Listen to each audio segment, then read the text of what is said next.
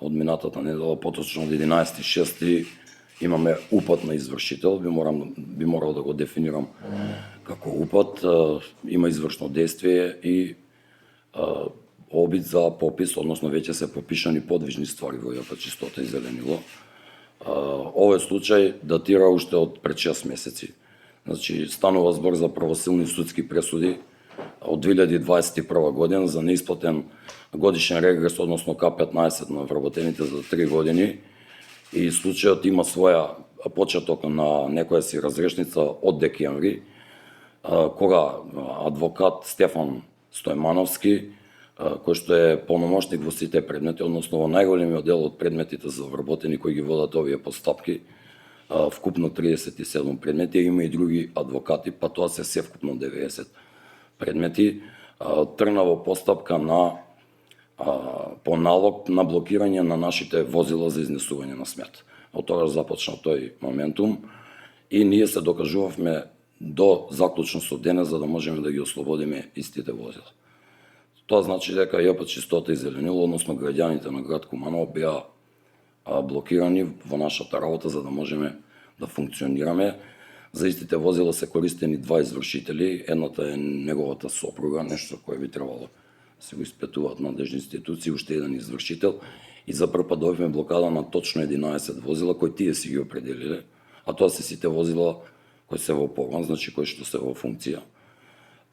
За сето тоа надлежна е председателката на суд, ние баравме изземање, значи правевме вештачење, имаше известно пролонгирање за целокупната постапка и тој процес заврши пред околу 1 месец. Со тоа што истите беа изземени од извршување, меѓутоа во самото вештачење беа опфатени најголемиот дел од останати средства кои што се средства за работа, иако можете да забележите од налепниците, кога и имаше почеток на овој попис, односно извршување од страната на извршител Фросина Петрови Стојмановска, која може да се карактеризира како каубојско однесување. И зошто е тоа така? Затоа што истата дојде со МВР, а полициска асистенција се бара во состојби кога некој не ви дозволува влез. Ние нити сме спречили влез на некој, за таква работа се разговара, меѓутоа целокупната постапка ќе оставиме на надлежните институции. Во случајов главен основниот суд, кој сите предмети ги нема изземено и сега тие прибегнаа кон извршување на истите. На некој начин ние сме блокирани, затоа што и компјутерите и IT опрема се основни средства на работа, не само возилата. Би сакал да се навратам на возилата. Значи, после таа агонија од 6 месеци, ние не можеме да ги регистрираме тие возила 11. За среќа на граѓаните, најголем дел од тие возила кои што се однесуваат на изнесување на сметот, и регистрациите им стечуваат во втората половина на годината, па мал дел од нив не бевме во можност да ги користиме. Меѓутоа има возила како што се возила за изнесување на снег, чија регистрација истече на 13.1. И среќа што не падна снег, а ние по програма сме обврзани тоа да го работиме. Во таква состојба не би можеле да си обавуваме таа наша функција. Сега замислете, се користени два извршители за да блокираат возила, бидејќи возилата се изземени заради водење на толку обемна постапка и по пресуда на апелација, се прибегнува кон извршување на останати ствари кои што не се опфатени со самото вештачење.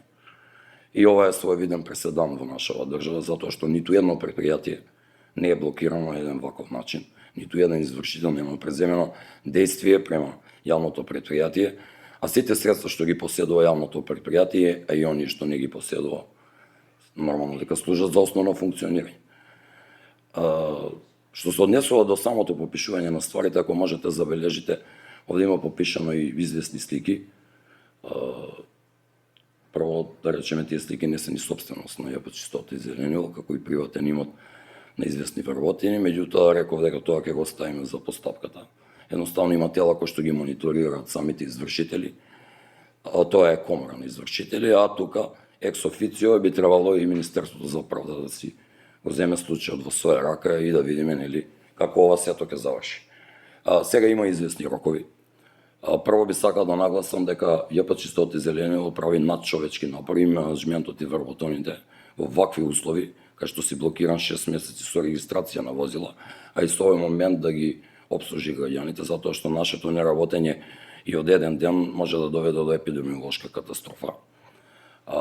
Ако е за тоа, сите предпријатија во државата имаат сериозни долгови, кои долгови според последните пресметки се над 300 милиони евра, и ЈП Чистота и Зеленило е еден субјект кој што реално во државата и најмалку должи, ако се земе во предвид габаритот и големината на самото предпријатие, во споредба со овие предпријатија во останати градови. Значи, ние и најмалку должиме. И ако е за долгот, би требало да кажеме од каде потекнува тој долг, затоа што јас кога дојдов да бидам директор овде, наследив состојба со долгови, состојба со блокада и рамка, која рамка постои од 2019 година и за која рамка е надлежна председателка на судот да определи по закон, да таа го има ексклузивното право. Истата рамка е формирана од страна на УЈП за долг кој што потекнува од 2004 година. И ако зборуваме за бројки, бидејќи гледам дека има многу неовластени портали и шпекулации во јавноста, јас и во мојата емисија кога гостував на телевизија Став ги кажав тие бројки и сега би сакал да ги повторам. Значи, најголемиот долг што го има ЈП Чистота и Зеленило е долгот према Управа за јавни приходи, кој долг постои од 2004 година, а најголемо генерирање на долгот е во период од 2004 до 2007 година, затоа што тогаш ДДВ-то било 18%.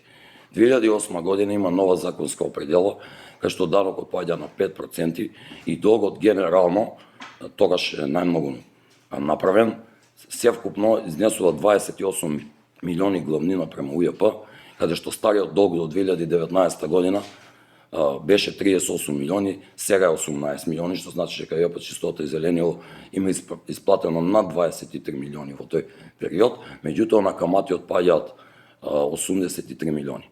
Тоа се фамозни камати, за кои камати УЈП, односно самото Министерство за финансии, кај што и правена известна средба и сега треба да се прибегне кон системско решение и ќе мора да ја решава. Според новите закони не е возможно каматата да биде 5 пати поголема од долгот.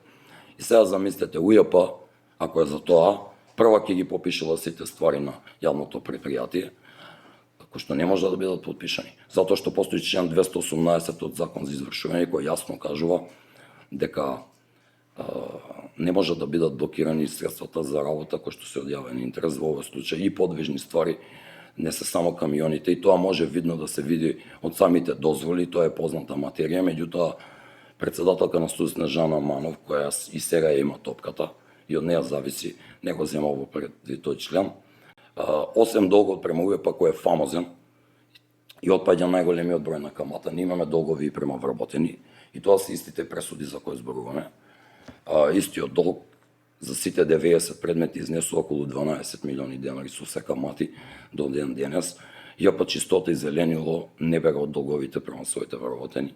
И нормално е дека има цел и намера да ги исплати тие долгови, едноставно вработените си ги заслужуваат тие средства, меѓутоа не е можно во состојба на рамка да исплаќате долгови кога ви имате ограничени можности за плаќање, затоа и постои таа рамка, која рамка се донесува секоја година, која рамка ја определува председател на Основен суд на територија кај што се наоѓа јавното предпријатие, во овој случај Основен суд Куманово, и ние со претходните покачувања на плати, кај што имаме покачување за 2 години од преку 50%, сме доведени до состојба да нашата рамка, иако е покачена 2 пати, во период од кога јас дојдов, сепак тоа се недоволно средства за да ЈП Чистота и Зеленило може да плаќа, ние не можеме ни тековни обврски да плаќаме, а и новиот закон за финансиска дисциплина кој се применува, треба тоа ќе отежне работата дополнително на сите јавни предпријатија и доколку државата не интервенира со системско решение прво во отпишување на овие фамозни камати и до репрограмирање на долговите, сите јавни предпријатија нема да може да функционират. Тоа се работи за кои треба да решава владата, општината бидејќи не основала, нити една општина има толку многу средства за да може овие предпријатија да ги избавува од вакви состојби. Како и да се вратиме на случајот со извршувањето, уште еднаш би сакам да нагласам дека ние со ова имаме оттежнато делување, кога не ви работат компјутери, не ви работат финансии, Не можете да спроведувате јавни набавки, едноставно и доколку имате кварови не сте во можност да ги санирате кваровите на камионите кои што постојат, и ова ќе мора што побрзо да се разреши. Ние ќе ги преземе сите действија што се однесуваат до нас и во дел на записникот кој што го добивме пред 3 дена. И во дел на сите останати барања и ќе ги контактираме сите институции, меѓутоа јас како директор барам да се вклучат сите надлежни институции овој случај да го разрешиме. Како би можеле да продолжиме да функционираме. Зошто сметаме дека ова е тенденциозно? Постојат многу показатели покажуваат дека ова е водено од 3-4 поединци, не знам кој ги мониторира. Во постапка тоа ќе го докажуваме. Меѓутоа, ако еден извршител, односно еден адвокат искористил еден извршител да блокира подвижни ствари возила, а да прибегне да извршува други ствари, а во меѓувреме друг извршител намерно да ви го кочи процесот и да ви ги блокира возилата, и истата пресуда од апелација која доцни 15 дена си пуштиле да си блокираат возила во МВР и не ја почитуваат пресудата 15 дена, тоа е едниот извршител, а другиот доаѓа да ја пишува ствари, е состојба за сериозна анализа и нешто кое би морале институциите да преземат да го решат во најбрзо можно време. А ја пат чисто повелете. Дали прашање на денови кога може да се случи смртот да остане? Па, хипотети, постои опасност, нормално дека постои опасност. Замислете вие сега јас да имам 4 квара денес. Треба да порачувам делови, спречен сум да функционирам. Со овие средства јас не можам нити нарачки да правам, затоа што постои процедура за правење на нарачки. Мора да има барање, мора да има допис до самиот субјект кој е на тендер, за да можам да порачам такво нешто. Јас сум спречен тоа да го правам. Јас би ве замолил да помените низ останатите канцеларии, да видите што е направено со овие налепници. Овие не се обични налепници, извршители имаат моќ во оваа држава. Значи, ние имаме забрана за користење на овие ствари. Замислете, еве и наплатниот центар на нас не е блокиран, ние не можеме да вршиме наплата. Јас за оваа прилика би сакал да им се извинам на граѓаните, затоа што не се во можност да ги примаме да вршат наплата во наплатниот центар кој што се наоѓа кај нас во Јопа Чистота и Зелено. Не смееме тоа да го правиме. Ние губиме средства заради таа работа. Меѓутоа ви реков, тоа го оставам за понатамошна постапка. Ги замолувам граѓаните да ги посетуваат останатите наплатни центри на Јопа Чистота и Зеленило и да го користат електронското плаќање, а ние ќе продолжиме да правиме надчовечки напори и вработените и менаџерите, за да можеме да ги обслужиме граѓаните, бидејќи и обемот на нашето работење не е само изнесување и транспорт на сметот, тука се и зеленилото, тука е и одржување на зеленилото во градот, тука се и погребалните услуги и сите надлежности, односно делови кои ние треба да ги извршуваме по програма и она за кое сме основани. Со општината ќе продолжиме да правиме напори да си обавуваме нашата дејност. Имаме рамка и во просторна рамка со пораснати плати и со толкави трошоци, кај што имате долг претходно до УЕП, а постојат и други доверители кои исто така имаат пресуди, меѓутоа ниту еден не се дрзнал да попишува подвижни ствари. Значи решението не е во тоа. Нормално дека предпријатието мора да размислува да ги исплати тие средства и ќе ги исплати.